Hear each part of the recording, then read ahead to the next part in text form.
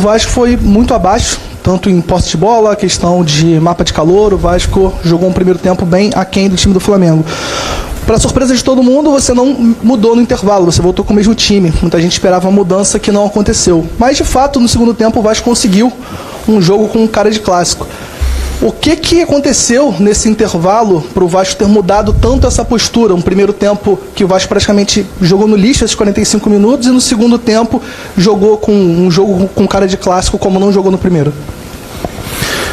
A tua pergunta já tem a resposta, né? Você já está perguntando e respondendo. Foi isso mesmo. No primeiro tempo muito abaixo. Segundo tempo a gente inverteu o Tietê ali com o Zuccarello e pediu uma atitude, pediu mais confiança. Jogar com mais clareza as possibilidades que estavam aparecendo dentro de campo, e a resposta foi muito boa, né? Atitude, comportamento, qualidade, principalmente os primeiros 25 minutos aí, com possibilidade de empatar. Infelizmente não empatamos, e na parte final do jogo a gente tomou o segundo jogo.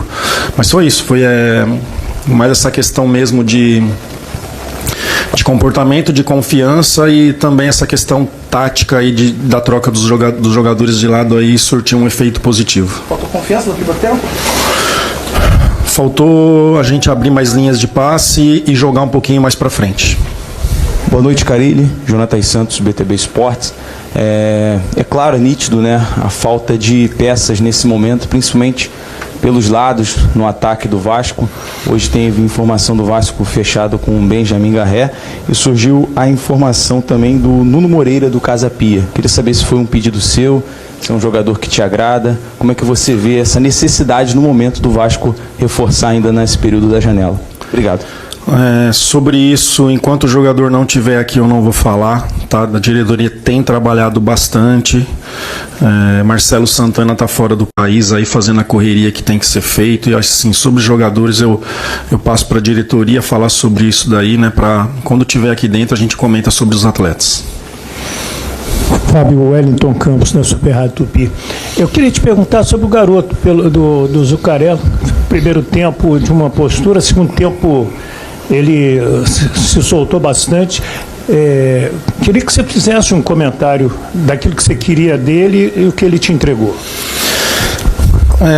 No primeiro tempo, falando especificamente dele, faltou ele abrir mais o campo aqui pela esquerda quando o Piton estava abaixo para jogar. O Piton não tinha essa linha de passe aqui na frente dele, né? Embolou um pouquinho o jogo por dentro, mas é um garoto que tem personalidade, um garoto que tem muita qualidade e que aos poucos vai entendendo o que é profissional, que é entendendo. Imagina a cabeça dele, um clássico como esse, a gente acompanha ele na Taça, e eu gostei do que eu vi na Taça pela TV, por isso está trabalhando com nós, e também tem outros jogadores ali que eu já falei sobre isso, que nos agrada bastante, que vem trabalhando muito bem.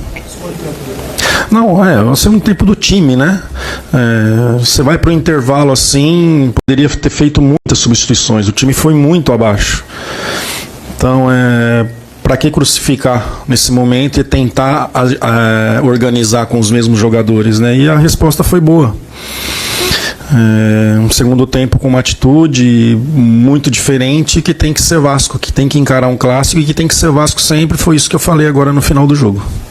Carilli Danilo, do Expresso 1923, insistindo um pouco nesse primeiro tempo, pareceu um time apático, e até olhando o histórico, e aí não de você aqui no Vasco, mas no histórico dos últimos anos, é um Vasco que tem dificuldade para jogar com o rival, e a torcida que vem a campo no estádio começa a ver esse primeiro tempo. Eu imagino a insatisfação também sua no intervalo dos jogadores.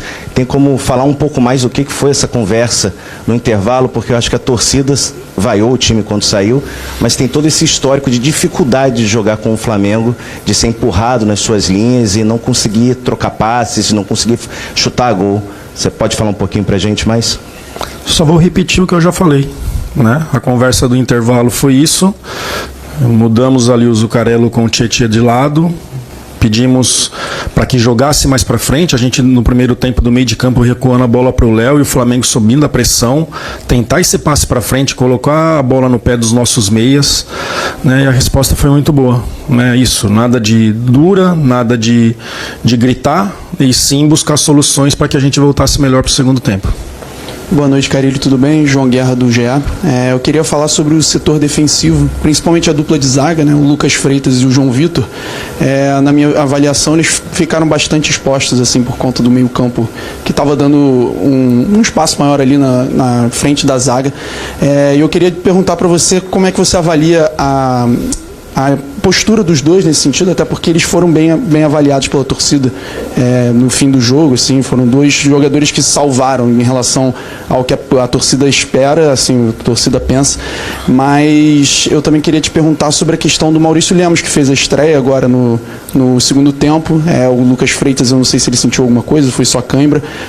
Então eu queria que você avaliasse como é que foi esse sistema defensivo no geral, a zaga e a estreia do Maurício Lemos nesse segundo tempo. Obrigado. Se comportaram muito bem, já acompanhei bastante o Freitas no Juventude, e o primeiro jogo que ele fez lá em São Januário ele foi muito bem. Hoje fez um clássico muito bom contra um ataque difícil de marcar, um jogador que tem muita velocidade, que sabe usar bem o corpo, apesar de não ser um cara alto, um jogador alto, né? Então se comportaram muito bem. O Maurício chegou e já tinha um tempo que ele não jogava desde o ano passado, sentiu um desconforto na perna onde atrasou um pouquinho a preparação dele, mas os últimos dias vem treinando bastante, vem treinando muito bem, e acredito que quando tiver essa oportunidade vai dar a resposta que todos esperam. O Freitas, ele saiu por cãibra? Pediu, ele caiu na área e levantou o braço pedindo ali, acho que foi cãibra.